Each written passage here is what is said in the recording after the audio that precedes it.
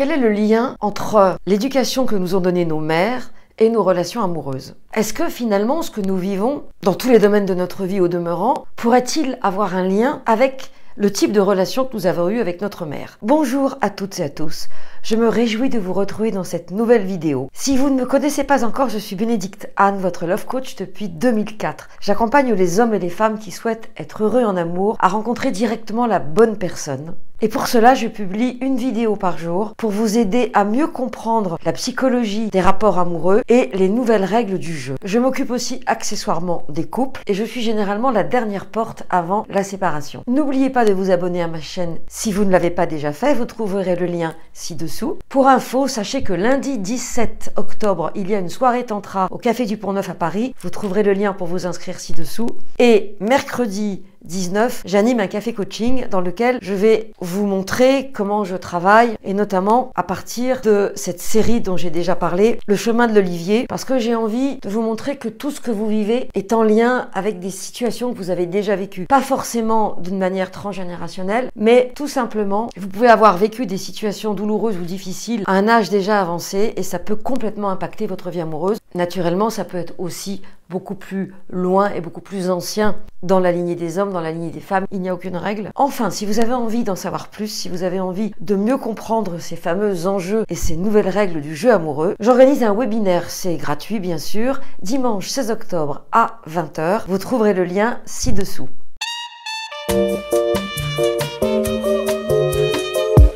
Quel est le lien entre l'éducation que nous ont donnée nos mères et nos relations amoureuses? Est-ce que finalement ce que nous vivons dans tous les domaines de notre vie au demeurant pourrait-il avoir un lien avec le type de relation que nous avons eu avec notre mère? J'ai eu envie dans cette nouvelle vidéo de vous parler d'un film que je suis allée voir un peu à reculons parce que Chéri voulait voir une comédie, il en avait assez des films hongrois sous-titrés en croate et doublés en japonais, vous avez compris l'idée. Donc j'ai proposé d'aller voir Tout le monde aime Jeanne parce que la bande-annonce m'avait fait sourire et que je m'étais dit que ce serait léger. En réalité, c'est un film qui n'a rien de léger, même s'il est traité avec légèreté et avec beaucoup d'humour, avec un traitement très original, notamment ces petits personnages en dessins animés qui sont supposés représenter la voix de l'héroïne. Mais au-delà de tout ça, j'ai lu dans les critiques que c'était un film sur la dépression et pas du tout. C'est un film sur l'impact et la violence de l'éducation que la mère a donnée à ses enfants, à sa fille en particulier, puisque c'est le personnage qu'on suit. Le fils,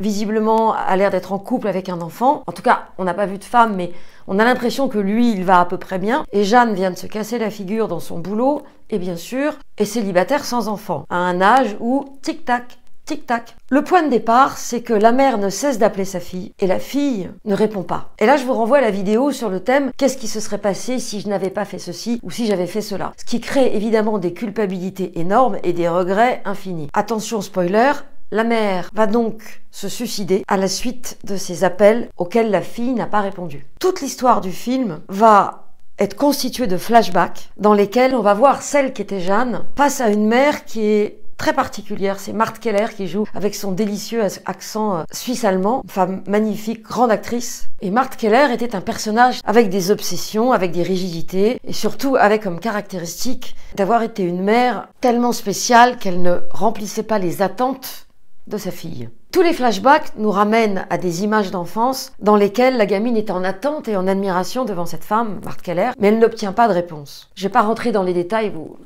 vous le verrez, il y a notamment une scène avec une chaussure de sa mère. Et en réalité, au-delà des raisons pour lesquelles sa société s'est cassée la figure, moi ce que je vois, c'est que Jeanne avance dans la vie avec une petite voix interne qui lui dit « Fais pas ci, fais pas ça, t'es une merde, c'est con ce que tu fais, c'est pas bien, ne rêve pas ta vie ». Elle est dans une phase d'autocritique permanente. Et on peut se demander dans quelle mesure cette autocritique permanente n'est-elle pas la voix de la mère. Et quand celle qu'on a été à chercher désespérément l'attention de sa mère, mais ne l'a obtenue que si elle rentrait dans le moule, et là vous avez bien compris que j'élargis bien sûr le propos, qu'est-ce qui va se passer? Les choix de vie de celle qui a vécu cette relation vont évidemment être impactés. Soit en recherchant des partenaires qui vont la traiter comme sa mère la traitait, soit au contraire en n'ayant pas de partenaire pour être certaine de ne pas souffrir. Et la dépression qui est là effectivement d'une manière semi-larvée, parce qu'elle est quand même là, mais très délicatement racontée. La dépression, c'est la partie visible de l'iceberg. Ce que l'on voit, c'est que Jeanne erre dans l'appartement de sa mère et de son enfance, puisqu'on a compris qu'elle a vécu à Lisbonne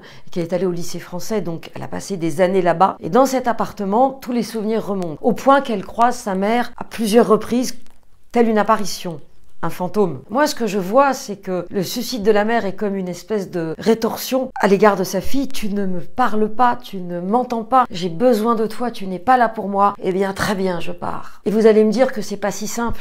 Mais moi, je me souviens d'une femme d'une quarantaine d'années, célibataire sans enfant, qui vivait chez sa mère. Ça s'est passé dans un café coaching. La mère est allée se faire opérer pour quelque chose d'assez bénin. Elle avait envie que sa fille lui dise « je t'aime » et des choses un peu encourageantes. La fille l'a senti, a délibérément décidé de ne pas dire les mots que la mère attendait. Et la mère est décédée sur la table d'opération. Quand cette personne m'a raconté l'histoire devant le groupe, j'ai dit « mais en réalité, ta mère est morte pour t'enquiquiner ». Alors toute la salle s'est mise à dire « non, waouh, waouh ». Évidemment, tollé et hurlement. Et la personne qui était là m'a dit « mais c'est exactement ce que je pense ». Je ne sais pas si dans Tout le monde aime Jeanne, Marthe Keller s'est suicidée par rétorsion. C'est une hypothèse parmi d'autres. Peut-être qu'elle était désespérée, qu'elle voulait juste entendre sa fille une dernière fois. Mais ce qui est certain, c'est que si la mère s'est suicidée, c'est qu'elle avait quelque chose de l'ordre d'une mélancolie, d'une maladie psychiatrique ou d'une dépression profonde, on ne saura jamais. Je ne pense pas du tout qu'il y ait quelque chose d'héréditaire qui se serait transmis entre la mère et la fille. Je pense juste que l'endroit où la fille rencontre la mère, c'est dans une forme de tristesse.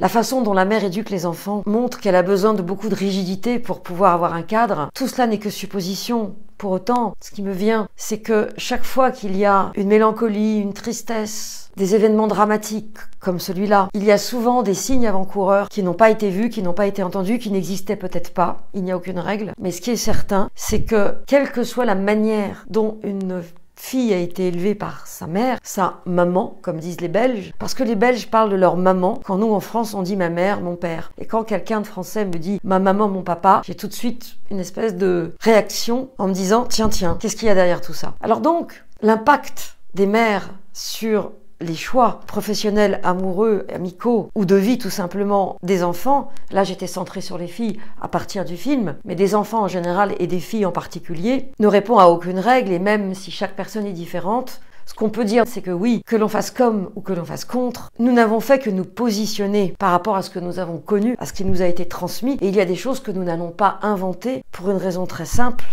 c'est que on ne sait même pas qu'elles existent. Et vous, est-ce que vous avez réalisé que l'impact de votre mère vous avait poussé à prendre des décisions singulières? Est-ce que vous avez eu des mères plutôt dans la violence, dans le partage, dans l'accompagnement, ou tellement elles-mêmes abîmées que peut-être elles n'en ont pas été capables? Dites-le moi dans les commentaires, j'aurai grand plaisir à vous répondre. Merci d'avoir regardé cette vidéo jusqu'au bout. Merci de la liker si elle vous a plu, de la partager si vous pensez qu'elle peut plaire à des personnes de votre entourage. Et à demain pour une nouvelle vidéo.